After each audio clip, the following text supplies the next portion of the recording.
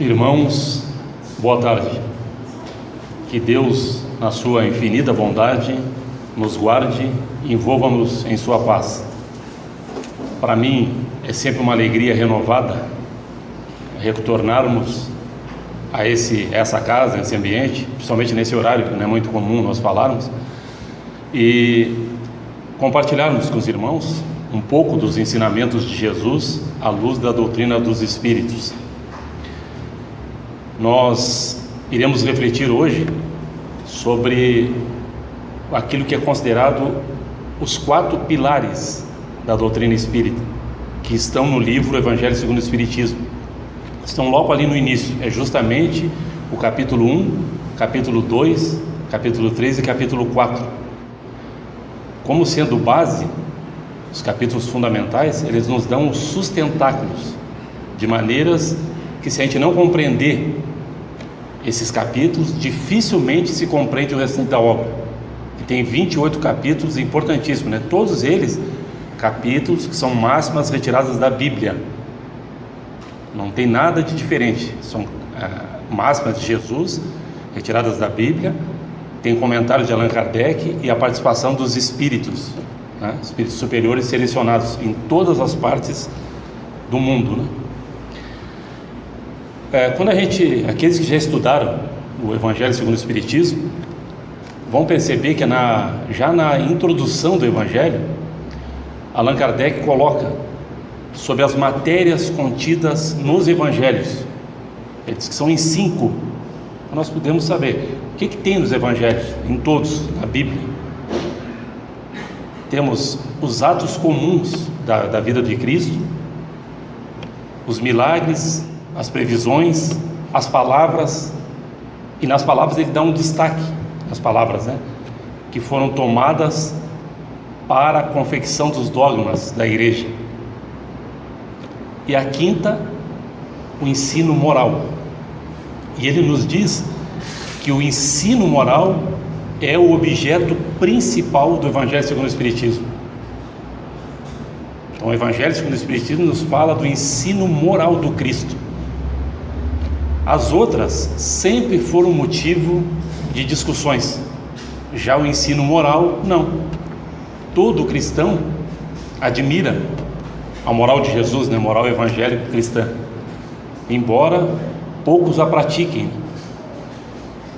Todos admiram a sua sublimidade, a gente acha bonito isso, mas não aplica a si. E a proposta do Evangelho segundo o Espiritismo é essa, né? Nos trazer um ensino moral para que apliquemos na nossa vida, que nada mais é do que a nossa reforma íntima. É esse, então, o objeto do Evangelho segundo o Espiritismo.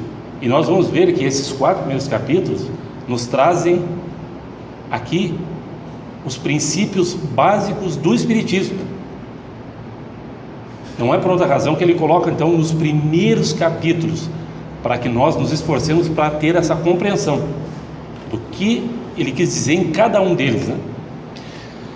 Com relação ao ensino moral e as palavras também, nós vamos destacar aqui as palavras. Tem muitas pessoas que se deixam levar pelas palavras isoladas. Nós vamos notar que, por exemplo, vamos pensar em reencarnação. Tem gente que não aceita, né? Inclusive as pessoas falam sobre reencarnação, não está na Bíblia, a palavra. Estão se preocupando com a palavra, uma palavra. E aí eu não vejo que o conceito está totalmente lá, né? Só se a pessoa tiver uma vontade, né? Para não entender o que Jesus quis nos dizer. E assim outras palavras, né? Pego pela palavra, se a palavra não está lá, e aí nós perdemos o fruto, né? Porque a palavra mata, né? O Espírito vivifica. E tudo aquilo que Jesus nos falou nos seus ensinamentos era para que retirássemos a parte moral, o ensino moral. Com relação à parte então do ensino moral, que é o eixo que nós temos que nos preocupar com isso, retirar essa parte importante de todos os ensinamentos. Nós vamos analisar então cada um dos capítulos e verificar o que exatamente tem de moral em cada um deles. No primeiro capítulo, Jesus nos diz: não vim destruir a lei. O que será? O que tem aqui de importante para a gente retirar desse ensinamento, nessa máxima? Então, nós já, de imediato é colocado aqui os 10 mandamentos, né? A grande lei são os 10 mandamentos. Essa é a lei. Jesus vem nos dizer, a partir disso ele vem sancionar, ele vem validar, realmente, é a lei, essa é a lei. Mas Jesus não fica por aí, porque os 10 mandamentos era o que a gente podia suportar na época, né? Éramos ainda muito primitivos, né? E poderíamos entender os 10 mandamentos dessa forma. E a grande lição que traz os 10 mandamentos é basicamente a parte de justiça, porque antes dos 10 mandamentos nem isso tinha. O que fica caracterizado nos 10 mandamentos é a parte da justiça, mas uma justiça ainda muito falha, mas já era uma evolução. Como eu falei, antes dos 10 mandamentos nem isso tinha. Se alguém lhe roubasse um boi da sua fazenda, você podia roubar a fazenda toda do outro. Então o que Moisés traz para nós é essa parte igualitária, o olho por olho, dente por dente. Pronto, era o que a gente podia suportar, e já sendo uma evolução. Jesus vem e nos traz agora um outro elemento, o amor. Ele resume, né, os 10 mandamentos: amarás o Senhor teu Deus de todo o teu coração, de toda a tua alma, de todas as tuas forças e de todo o teu espírito, e ao próximo como a ti mesmo. Então ele diz que aí está toda a lei e os profetas, o resumo está aí. Então traz esse elemento diferente agora, o amor e a misericórdia, né? Misericórdia de Deus junto, então, nessa segunda revelação, digamos assim. Aí nós temos a terceira revelação, principalmente aqui na doutrina espírita, né? Talvez outras religiões não acreditem nisso ainda, mas aqui na doutrina nós sabemos que a terceira revelação é essa que a doutrina espírita nos traz. E qual será? Como eu falei, justiça, amor. O que o Espiritismo traz de novo? Qual o próximo elemento da terceira revelação? Nada mais é do que a verdade. Justiça, amor e verdade. Embora para nós ainda seja meio difícil a gente falar em verdade, né? Porque a nossa verdade ainda é relativa. Mas a verdade que o Espiritismo traz é uma incontestável, né? Ela nos traz a mensagem renovadora da imortalidade da alma. Ponto. Somos imortais. A alma. Essa é a grande verdade, sem dúvida. Porque nós somos espíritos. Espíritos imortais. Não há morte. Espíritos imortais numa breve e importante experiência num corpo perecível. Isso é importante, é importante. A nossa encarnação, aliás, nós estamos na principal, né? Esse é um ponto para a gente destacar. Essa encarnação que nós estamos é a principal, a melhor. Estamos aqui todos no melhor momento. Seja em que situação estiver a minha vida, esse é o nosso melhor momento. A mensagem desse capítulo que Allan Kardec destaca é a aliança entre a religião, a ciência e a religião. Por incrível que pareça, a nossa ciência não leva em conta ainda, né? A ciência é muito materialista, ela não leva em conta o elemento espiritual, e a religião o contrário. Então eram forças que meio que estavam uma contra a outra. Mas se tudo é de Deus e criação de Deus, não poderia ser, né? As duas fazem. Ele fala dessa coisa da união, e união representa o que? Casamento. Dois que se amam, dois que caminham junto, que se auxiliam. E a doutrina espírita vem nesse momento dar as mãos, diferente do que muitos pensam, né? Nesse capítulo também está colocado uma outra frase importante, que é o eixo da doutrina espírita, né? Embora isso esteja grafado na Bíblia, em outros livros de forma diferente, né? Que é o fora da caridade não há salvação. Eu sempre retiro a palavra salvação e coloco felicidade, né? Fora da caridade não há felicidade. Eu não acredito que a gente precise se salvar. Ninguém precisa se salvar. Nós vamos ser felizes. Isso está nos desígnios de Deus. Todos nós seremos felizes ao seu tempo, né? Com o nosso despertar chegaremos lá, todos chegarão. Mas a gente encontra isso escrito de uma maneira diferente. Nós vamos encontrar na Bíblia, fora da igreja não há salvação, ou fora da verdade. Como eu falei, qual verdade? A verdade é muito difícil a gente tratar da verdade, né? E fora da igreja, qual igreja? Será que Jesus, quando veio aqui, veio fundar uma igreja? É diferente? A doutrina espírita, de maneira mais judiciosamente, nos coloca fora da caridade. Aí ela traz aqui uma outra situação de fraternidade universal, chamando a todos. Por isso que o Evangelho segundo o Espiritismo, como coloca Allan Kardec, é uma obra que pode ser estudada por todos. Então o Espiritismo, ele não vem o separar. E ele coloca aqui, parecido com essa frase, que o Espiritismo também não vem destruir a lei cristã. Ele vem para auxiliar. Todos nós sabemos que o Evangelho segundo o Espiritismo é uma obra de interpretação da Bíblia. É outro ponto que as pessoas não gostam muito, que acham que não se deve interpretar. Bom, é uma interpretação. A interpretação, ela é inerente ao ser humano, né? Um dos atributos do espírito é a inteligência, o raciocínio. Se a gente não raciocinasse, seríamos máquinas, né? Então aquilo que está escrito, aquilo que nos dizem é o verdadeiro. Não, cada um tem que fazer o raciocínio, não tem como. E nós aqui da doutrina espírita temos uma grande facilidade, que é os espíritos já nos trazem esse material, nos facilitando o entendimento. E quando eu falo espíritos, é importante colocar que os espíritos nada mais são do que aqueles que nos precederam. Eles estiveram aqui em situação semelhante à nossa. Como é bom de saber disso, né? Que depende da gente. Todos nós seremos espíritos superiores em determinado tempo, depende de nós. É uma superioridade que é alcançada, é trabalhada, não é superior pronto. Se Deus criasse, como se fala muito, Deus precisou de anjo, eu vou criar anjo e colocar lá para uma tarefa. Não tem. Os anjos, eles mesmos se criam, e nós todos chegaremos lá também, ao nosso tempo. Então isso é muito importante, né? E a parte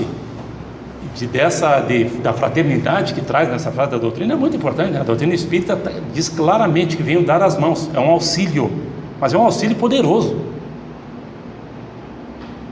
que a nossa razão aqui não tem nada de extraordinário. Tudo a gente consegue entender, não precisa ser uma grande inteligência para entender essa mensagem, que foi de certa maneira deturpada, né? Então esse é nosso primeiro pilar. No segundo, meu reino não é desse mundo.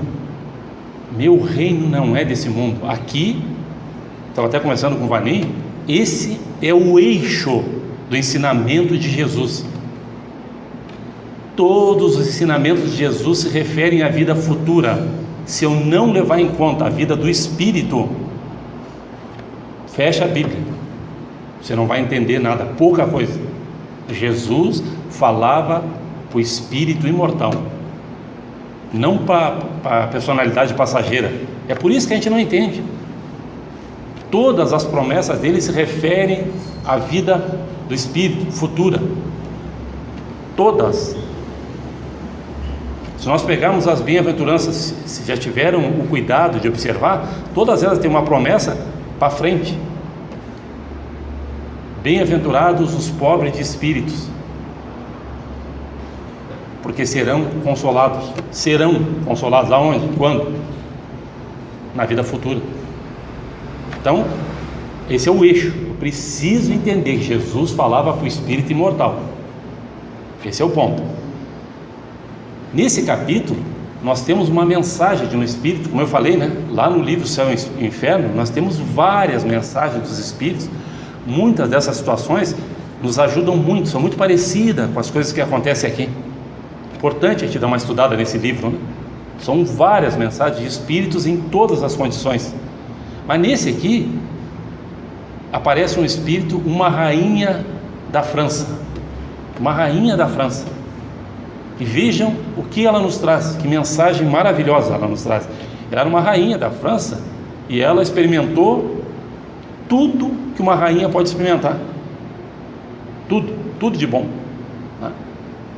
Só que ela, ao desencarnar, ela nos conta que ela já no primeiro momento, ela achou que ela levaria tudo. Ela sendo rainha aqui, ela seria rainha também. E ela percebeu que não era. Não levou nada. E mais, verificou pessoas que ela considerava menores aqui, à frente dela. E ela nos dá um conselho, nos traz duas virtudes para que nós trabalhemos, para que não passamos por essa situação dela, que é essa perplexidade. Chegar lá para verificar que eu perdi a encarnação, fui rei aqui e escapou, porque isso aqui é muito pouco tempo. A nossa encarnação aqui é muito pouco tempo, mas é só isso. Quando a gente se coloca pelo pensamento na vida do espírito, que é a vida verdadeira, pensem bem, o que é uma encarnação? Seja quanto tempo durar, 100 anos, passar de 100, como a ciência está colocando agora, nós podemos passar de 100 anos, ainda é pouco.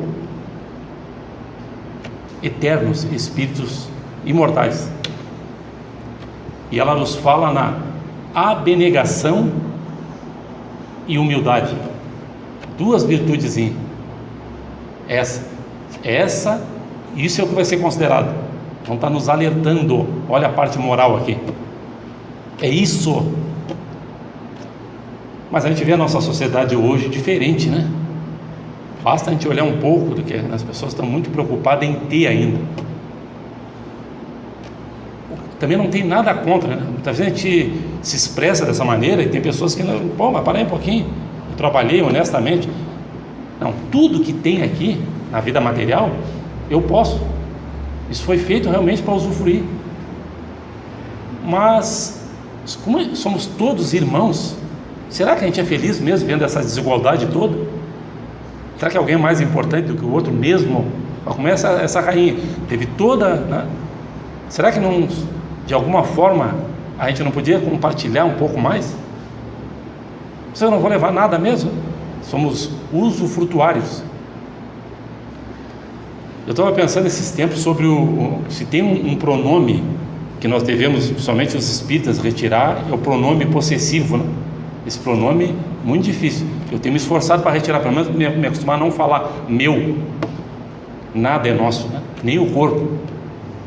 Precisamos nos acostumar a isso, né? Nada é nosso. Essa história de meu, nós vamos nos decepcionar muito, né? Se a gente considerar isso meu. Isso aqui é meu e tal, né? Então, duas palavras importantes. Eu destaco a abnegação. É aquela situação difícil para nós ainda de não levarmos vantagem. Tudo que a gente faz, nós temos interesse, um certo interesse por trás. É difícil ainda para nós, mas é um exercício. A nossa situação é sempre aquela de, tá, eu vou fazer isso, mas o que eu ganho? E muitas vezes o perder aqui é ganhar. Aos olhos humanos eu estou perdendo. As pessoas vão me achar assim, mas olha como ele é bobo, né? As pessoas. E aí nós estamos preocupados com o quê? Com o mundo passageiro aqui? Ou com um Deus que nos observa e nos conhece por dentro? Por dentro, tudo. Ele sabe tudo a nosso respeito, até pensamento. Até o que nós pensamos ele sabe. Precisamos acreditar nisso. Deus, a gente pensa, diminui um pouco Deus, né? Nos conhece cada um de nós, sabe em que ponto está cada um de nós. E a humildade é a principal das virtudes, né? Todas as outras virtudes trazem junto humildade. Humildade nada mais é do que eu ser o que eu sou, nem mais nem menos. É interessante observar que humilde, a gente não consegue olhar uma pessoa e dizer que ela é humilde olhando para ela, né? Não tem, nossa, como fulano é humilde, não tem como, né? Não há possibilidade de verificar essa humildade. Mas o humilde ele é leve, porque o humilde, ele circula em qualquer lugar, porque ele é ele mesmo, ele não carrega nenhum peso. Eu conheço várias pessoas que cada lugar que ele vai, ele tem uma postura, ou pessoas que querem liderar tudo. Ele é o centro, aonde ele está tem que estar o centro. Se eu não liderar algo, não está errado. O verdadeiro líder, quando é humilde, ele é líder quando ele tem que ser líder, naturalmente ele é líder. Quando ele tem que ser liderado, ele também aceita, está tudo certo, tranquilo. Olha que maravilha, né? Você é leve, aonde você vai, está tudo certo. É uma outra virtude a ser trabalhada, humildade, que é a irmã da simplicidade. Esse é o recado que ela nos dá. Mas nós precisamos avançar. Vamos para o terceiro pilar. Terceiro pilar: na casa de meu pai há muitas moradas. Na casa de meu pai há muitas moradas. Quando a gente observa numa noite estrelada, esse céu maravilhoso, e é bonito mesmo, né? Não sei se já tiveram oportunidade. As pessoas estão com muita pressa, né? A gente não olha mais isso. Isso aí é muito difícil. Talvez no computador, alguma coisa, mas ao vivo vai ser muito difícil a pessoa perder tempo. É muito belo, mas não é só beleza.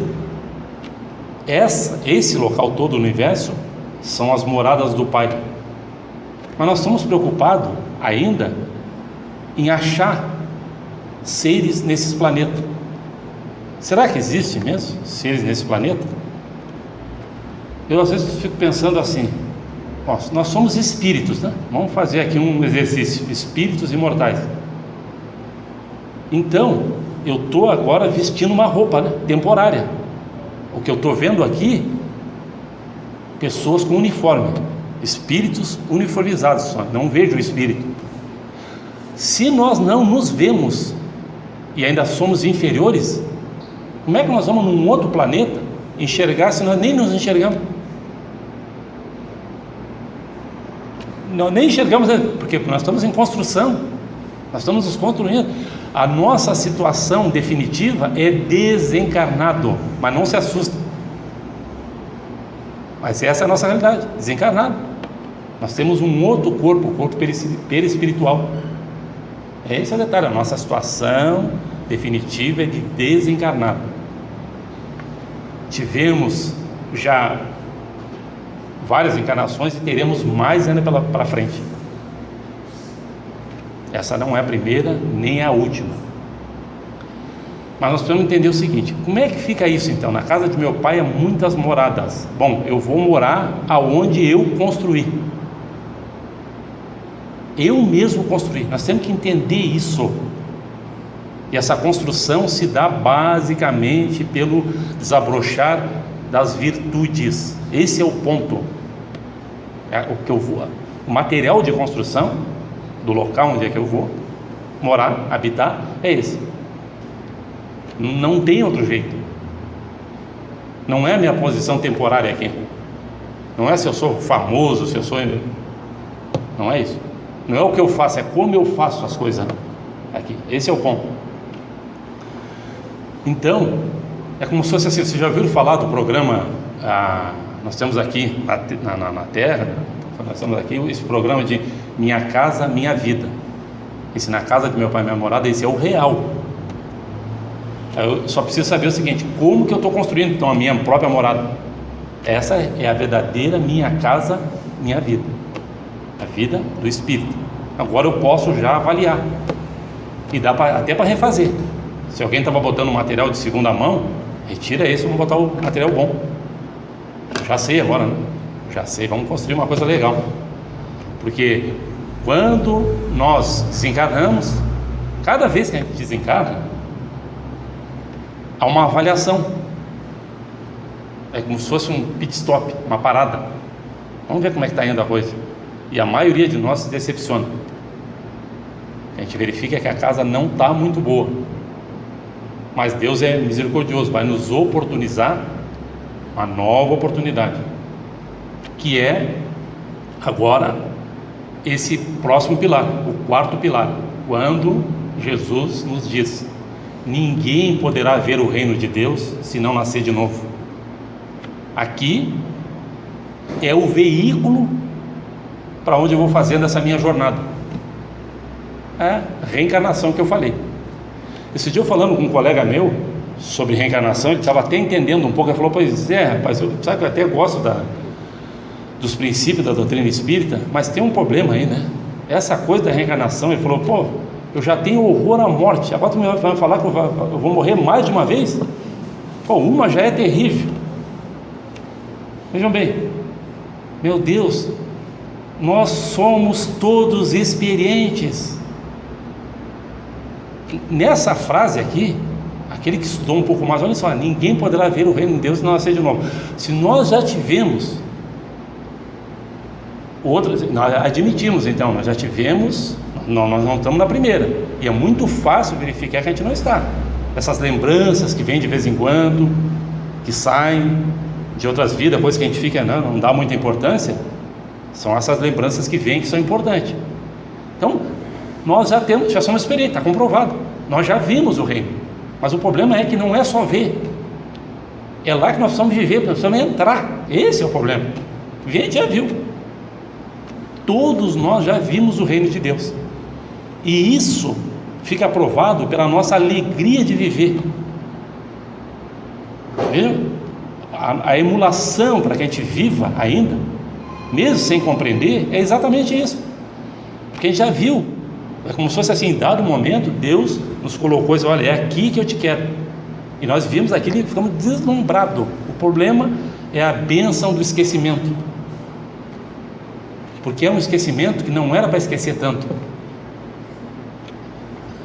Eu preciso me atentar para algumas partes que não eram para ser esquecidas. Não é para esquecer de tudo, eu tenho que lembrar, eu preciso fazer esse mergulho para dentro dessa viagem interna e verificar aquilo que em mim ainda precisa de reforma. Primeiro admitir isso, né? Tem pessoas que não admitem.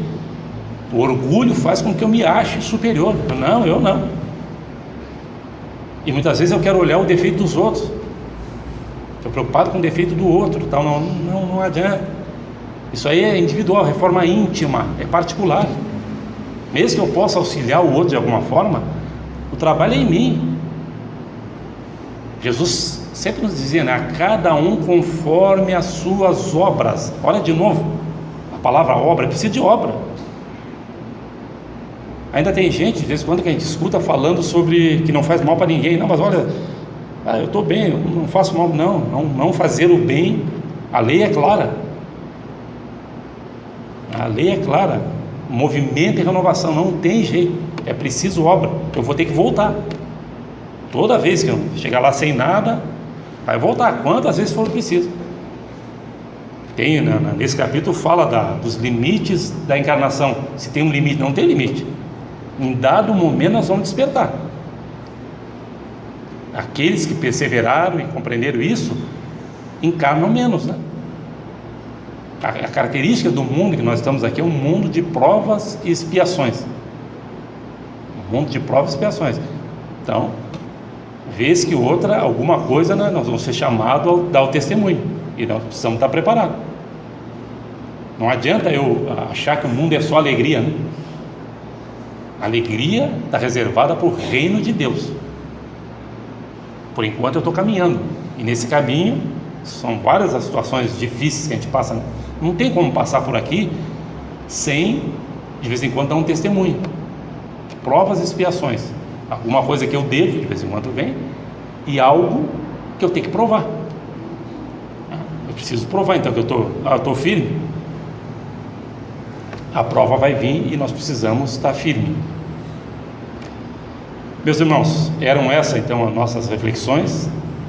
Nosso profundo agradecimento a todos pela paciência de nos ouvir, e o nosso desejo de muita paz nesse ano novo, 2019. Muito obrigado.